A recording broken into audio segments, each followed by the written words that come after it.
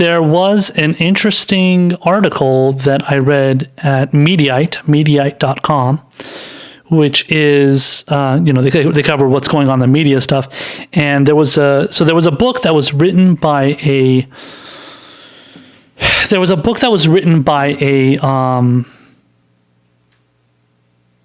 I think it was a New York Times White House correspondent named Peter Baker. He's actually, I'm very familiar with him. He's been working at the New York Times for a while. He's just kind of their typical kind of writer, reporter, whatever, that talks about campaign type stuff, covering whatever is going on in politics for the most part.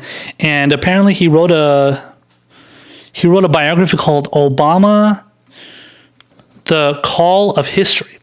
And so apparently he did I think it was like an update. So he did an update on that biography of Barack Obama. And apparently he updated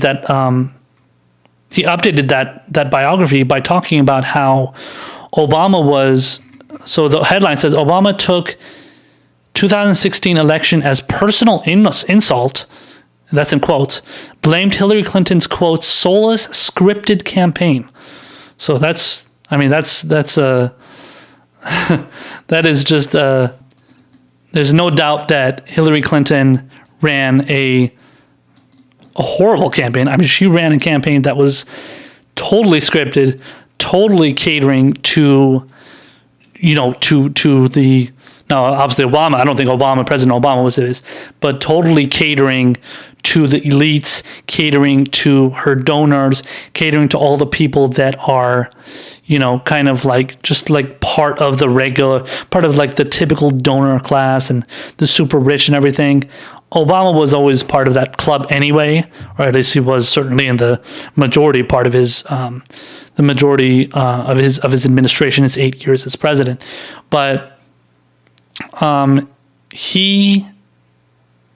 there's no doubt that he wanted Hillary Clinton to become president after him because it would be continuing his legacy.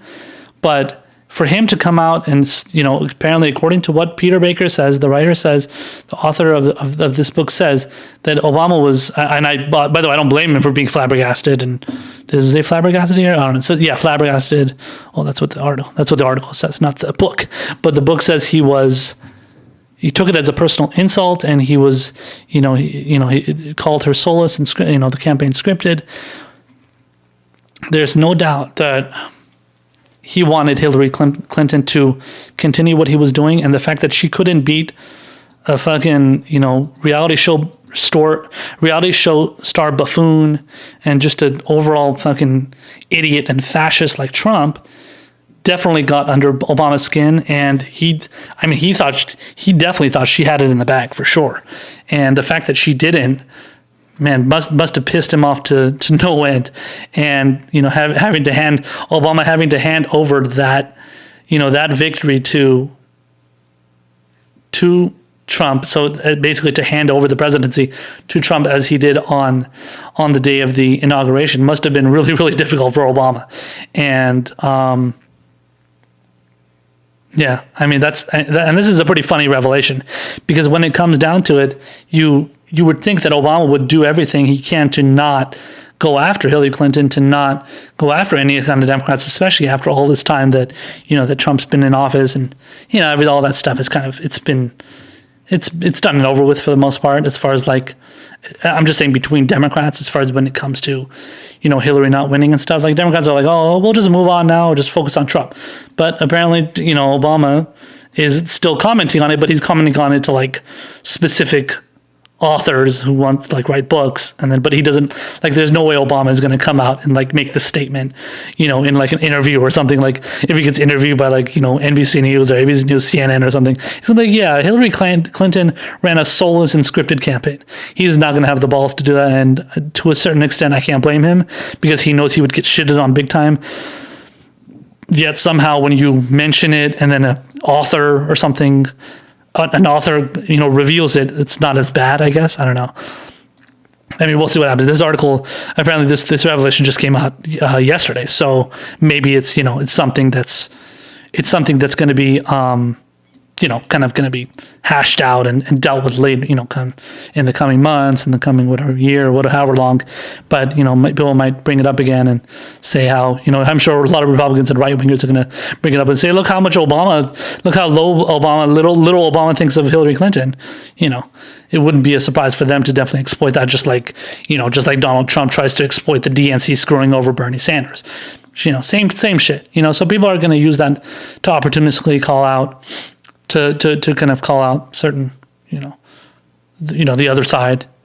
There's another part here that says, so there's a quote here from Baker. So from, I guess, what is it? So yeah, it's from the book, I guess.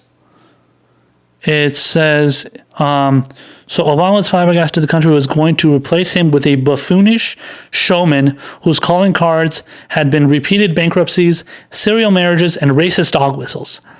After Obama spoke to Clinton and told her to concede defeat, Baker says the former president and his team put the blame on her for running a scripted, soulless campaign that failed to turn his presidency into a winning message.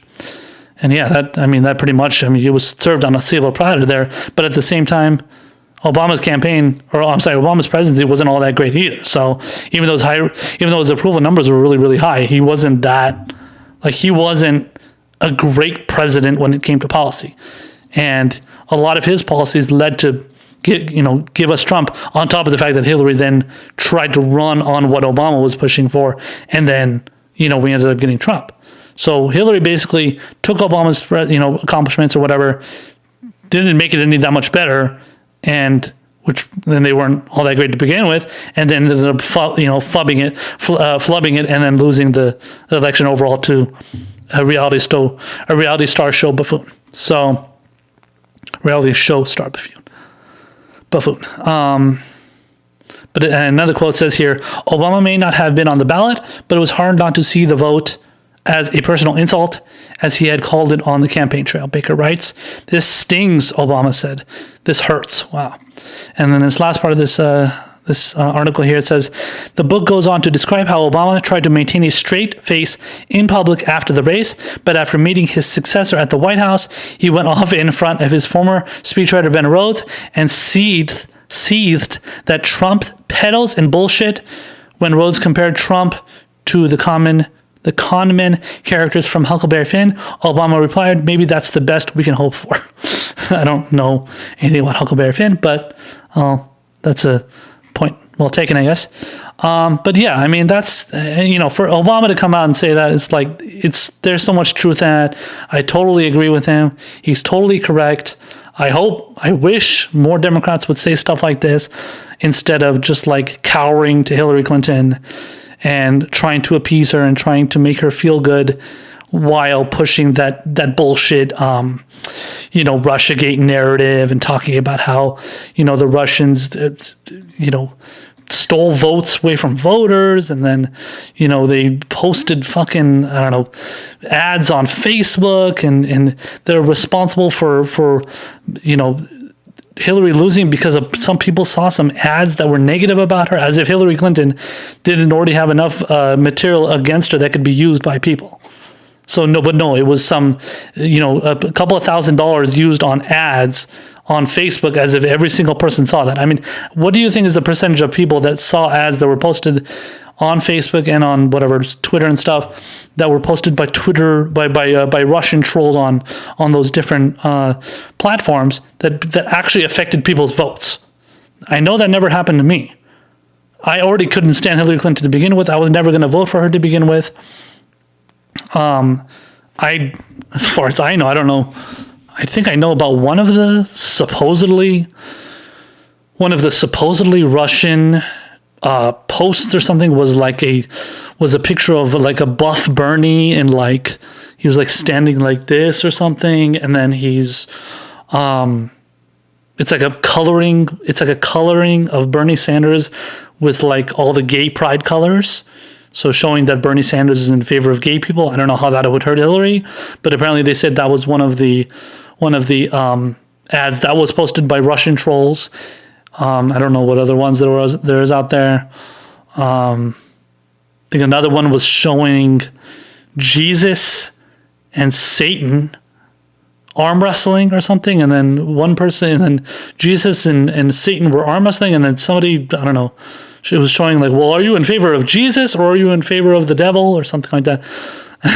Like if these are the like the ads or the memes or something, it was also memes, not just ads, but memes and whatever tweets or something that people were posting. Like if that's the best the so-called Russian trolls have, I mean, that's weak sauce. That is weak ass fucking sauce. That is not the kind of shit that is going to even be close to convincing people that they're going to vote for another candidate over the one that they already support. And I also want to say is that I remember there was a CNN reporter that it was the segment they did where the CNN reporter went to somebody's house that was apparently running like a pro-Trump group on Facebook. So like a pro-Trump Facebook group. And this, he was going up to this woman, this old woman, I don't know how old she was, maybe she was in her 50s or 60s. And, she looked she's probably like in Ohio or something. She's kind of your typical white, kind of Trump voter, Republican voter, conservative right-wing voter. And she's like, so what's up? So what are you asking me? And then this guy goes on and say, well, there was Trump memes, pro-Trump memes that were posted on your page. Do you know about this? And they were, this guy was asking her these questions, asking her, do you know about this thing? The woman is like completely blown away. She's like, what are you talking about? I have no idea what you're saying. Like I've been running this group ever since, I don't know, whenever she was running it since.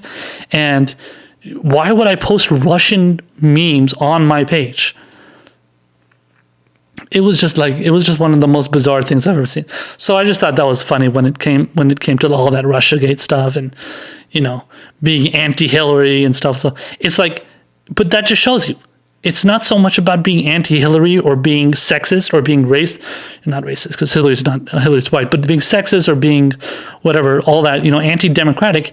It's about thinking that this candidate, Hillary Clinton, should be able to beat Donald Trump and has all the means to do it, has all the money to do it. I don't know, how much was her campaign? $2 billion, $3 billion, all the money that she was getting from fundraisers and donors and all these people. I mean, she had it served to her on a silver platter by Obama. She just had to not screw it up. And Obama remembered, I think if I remember correctly, that his approval rating going into the 2016 campaign, I believe was in like the high 50s, maybe even 60%. He was up there. He had a good, Obama had a very good approval rating going into his thing. So to think that Hillary Clinton would screw that up is just, I can't blame him if he's flabbergasted and pissed off and seething that, Hillary Clinton couldn't beat him, and losing to this, fucking prick, Trump, who had honestly no reason to win when there are so many things that could be used against him, but obviously Trump ended up being able to use all these things against Hillary and used it very well, and even catered to a lot of Bernie voters, a lot of anti-establishment voters, a lot of people that were suffering, that were sick of the system screwing them over and thinking that Democrats were responsible for screwing them over, even if maybe they weren't necessarily responsible. But Obama didn't do a lot to solve a lot of the problems that people were suffering through. And I mean, that's, you got to, a lot of times you're going to vote, in that moment, you're going to vote, based on what kind of problems you're dealing with in that period of time of your life. And you're going to vote for many times you're going to vote for the candidate that you think is going to help you when that other candidate didn't help you. So if Obama did help them, okay, great. They're probably going to vote for who Obama supports. But then again, there were supporters of Obama that voted for him both in 2008 and 2012 that then voted for Trump in 2016. And a lot of those people might end up voting for Bernie Sanders in 2020. You never know. So that's how a lot of times voters can be very, very, bipolar. You never know which way they're going to go sometimes. So I'm totally behind you, President Obama. If you're pissed off at Hillary Clinton, I totally understand where you're coming from, and you have every reason to be pissed off. And anybody that's not pissed off at Hillary Clinton for losing to Trump, I don't know what motivation you have, but you should be pissed at her more than anything. Instead of blaming Russians, instead of blaming Jill Stein, Susan Sarandon, Bernie Bros, all that shit. She lost because she was a horrible candidate, and she should have won a perfectly winnable race that she somehow failed to win adequately, and even, regardless of the, 4 million, 3 million, 3 million votes that she got more than Trump, but she obviously didn't campaign in specific states like Wisconsin, didn't campaign in Pennsylvania and, Michigan and all that stuff. And those are all the states. Ohio, I think, was another one of them, were all states that ended up going to Trump, even though she ended up getting more of the votes from the other states, like California, the bigger states, California, New York, Texas, not Texas, because I think Trump won Texas, but all the especially California, where I live right now, she definitely got majority of the votes there for sure. So, but just because you win the popular vote does not mean you win the electoral.